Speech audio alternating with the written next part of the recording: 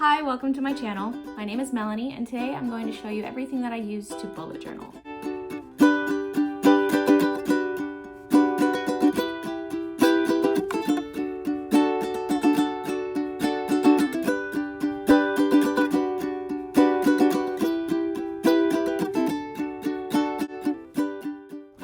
So here is everything that I have to bullet journal.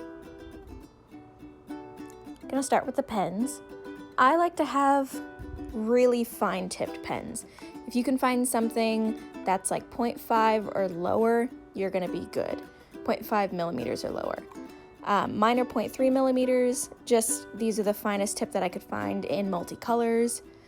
But yeah, I think that they work best, especially with bullet journals. You wanna be able to write really small in the dots. I'm not really good at this whole hand thing, but here's my best attempt to show you how fine tipped they are.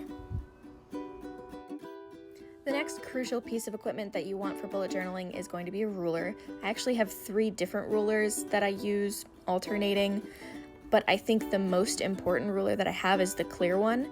It's not the most portable, but you can see through it whenever you're writing. Another crucial piece of equipment would be whiteout. I make a lot of mistakes, and you can use any whiteout that you like. I just like this pen version because it's a pen. You can use it for tiny mistakes that you make. You can actually see I used it for May. It's not perfect, but it gets the job done. As you can see, this is another whiteout tool that I have. I really like this one. It's just not as small as the pen, and so you can use it for bigger mistakes. For me, it's really important to have more than one black pen. I have that 0.3 millimeter black pen, but I also have these Sharpie pens. I have 3 of them. I forgot to grab the third one, and I think they're 0.5 millimeters, but I use black a lot. It's good for outlining, good for anything.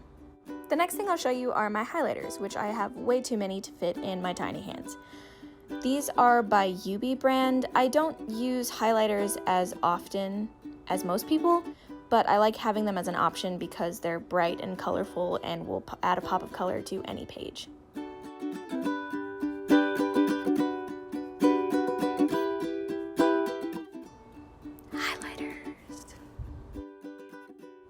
And goodbye highlighters. I wouldn't consider these next cute little things essential. I just really like them. They're magnetic bookmarks. And I mean, look how cute and small.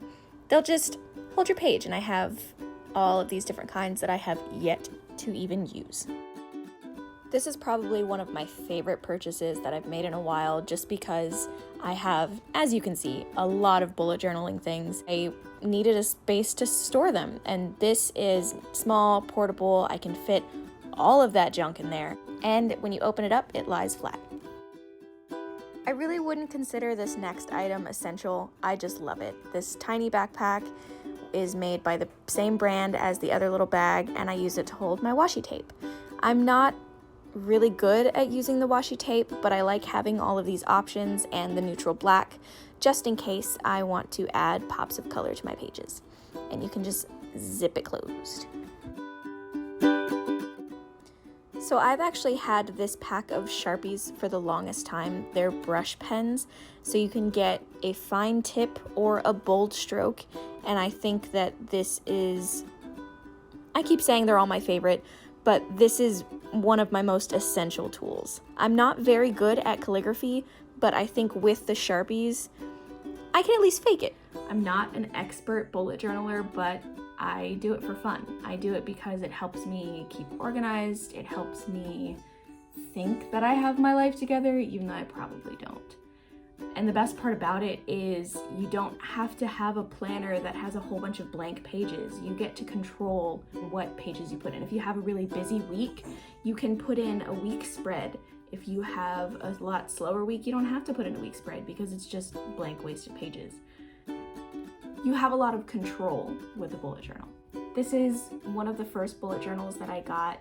Love the front, I think it's beautiful, but I put it in my backpack and I put a water bottle in there, and I thought the water bottle was closed, but it wasn't, and so a lot of the pages were ruined. Technically, I could have kept using it and kept going, but the integrity of the pages were gone. I didn't feel comfortable, and the point of a bullet journal is to make and the things that I'm creating it to feel beautiful, and if it didn't feel right, then I shouldn't keep using it in the way that I was using it. but I do keep using this for notes, for scrap pages, testing things to put in my real bullet journal, just because I try to minimize the mistakes that I make, but they happen anyway. That's why I have the whiteout. So I'm a really big fan of these type of tables because it's the full year and you get all of these colors. This is my mood. I think it's really important to find something good in every day. It's so easy to take one bad moment and let it ruin your day and tell yourself, I had a really bad day because this happened. But if you think about one good thing a day, especially on those days when you don't feel very good, it can help boost your mood and help you realize that it's just a moment. I have this type of page. It's just where I put at least one good thing that happened to me that day. I have a lot of filler pages just because I have it in my head that I really want to put the first of the month here. And so I have this blank page and I don't know what I'm going to do with it because the last month is already done. I don't have anything more. So I have little filler pages. They're really just things that I found on the internet. Sorry if it's yours. I would love to give you credit if you're even watching this. They're just things that I found on the internet and I try to adapt them to make them my own. Most of the time, I just do my best to copy it. I am not very creative. August was my favorite month and it was probably the most tarnished by the water. But this is what it looks like. Again, copied from the internet. I just love this one, but you can see at the bottom how it's messed up by the water. And I just didn't feel comfortable leaving it that way. I have the book still because it's pretty. This one, it took me like a week to do this just because I don't have watercolors. This I actually managed to do with these Sharpies and it was a wild experience. I can copy pretty well. So this again was copied from the internet. If it's yours, feel free to take credit. This is my interpretation of it. I really liked how March turned out too. I think it was really pretty. Not my favorite, but still very pretty. So that's this bullet journal. I still have a lot of pages left in here, but it's not as close to perfect as I could get it. But that doesn't mean it's trash. It's not leaving my life. It's part of my memories. I still have a lot of blank pages. Scrap. I still have a lot of blank pages where I do testing, where I see what colors look good together. Like apparently I was testing for February, I guess. Who knows?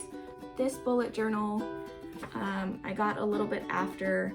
I was pretty much trying to transfer everything from that bullet journal into this one, but it just became really overwhelming. And the point of a bullet journal is to relax myself and put everything I want into it and not stress me out. I ended up cutting some pages. In theory, it was really cool, but when I cut them very unevenly and it actually messed everything up. But that's life, you know? And now I have another bullet journal that I can play with.